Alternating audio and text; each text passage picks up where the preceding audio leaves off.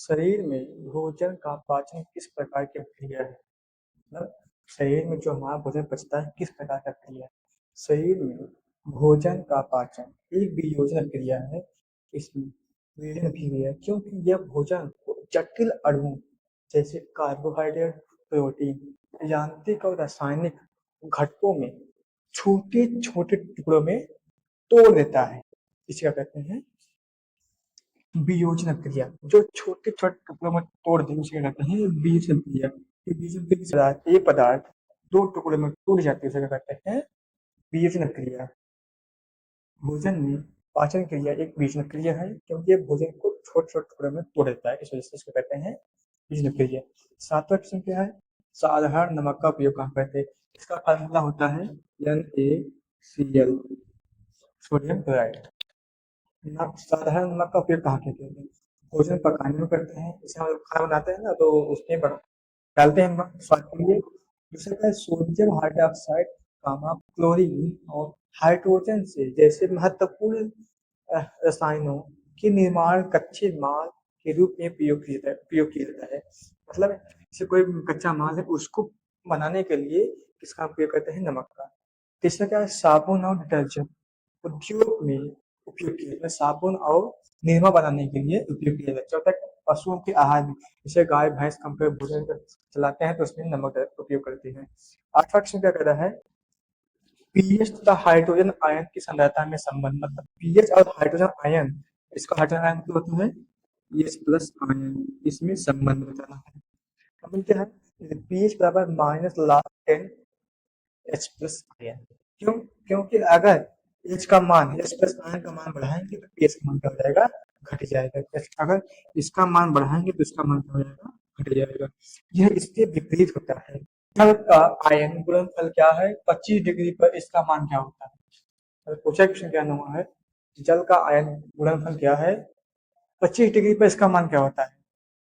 जल का आयन गुणनफल के डब्ल्यू जल के स्व आयनीकरण के दौरान H प्लस आयन और OH माइनस आयन की सांद्रता का गुणनफल होता है।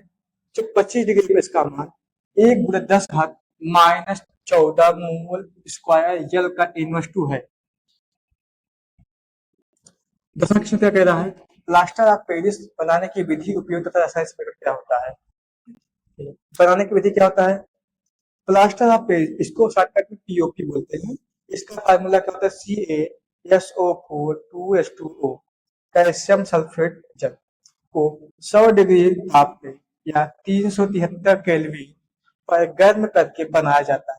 इस प्रक्रिया में जिप्सम अपने क्रिस्टलीकरण के 3/4 पानी के अणुओं को खो देता है। इसका उपयोग क्या है? हड्डियों टूटी हुई हड्डियों में इसका उपयोग किया जाता है। समीकरण क्या है? जब कैल्शियम सल्फेट को 100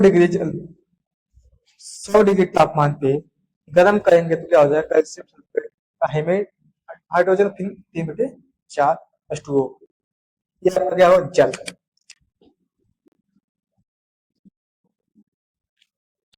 मरकरी प्राप्त करने का रासायनिक समीकरण क्या होता है?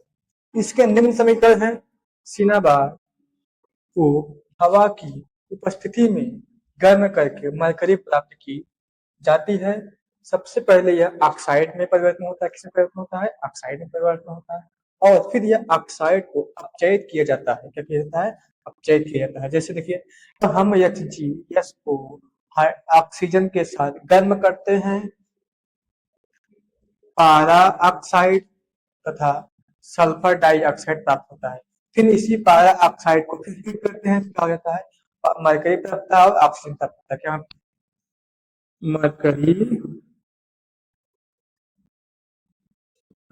ऑक्सीजन प्राप्त होता है। यहाँ ऑक्सीजन को क्या कर लिया गया? अपचयित अपचयित कर लिया गया है। अब देखिए निम्नलिखित यौगिकों का संरचना सूत्र लिखिए। जैसे ब्यूटोनोन, ब्यूटेनोन का संरचना क्या होता है? देखिए CH2COCH2। दूसरा क्या है? 2 मेथिल 1 प्रोपेनॉल। क्या संरचना सूत्र क्या होता है? संरचना सूत्र क्या होता है? देखिए CH3 CH कोष्टक में CH3 फिर कोष्टक पर CH2OH। तीसरा क्या प्रोपेन का सांचय सूत्र आता है CH3 CH2 CH3। चौथा क्या है क्लोरोब्यूटेन का सांचय सूत्र आता है CH3 CH2 CH2 CH2Cl।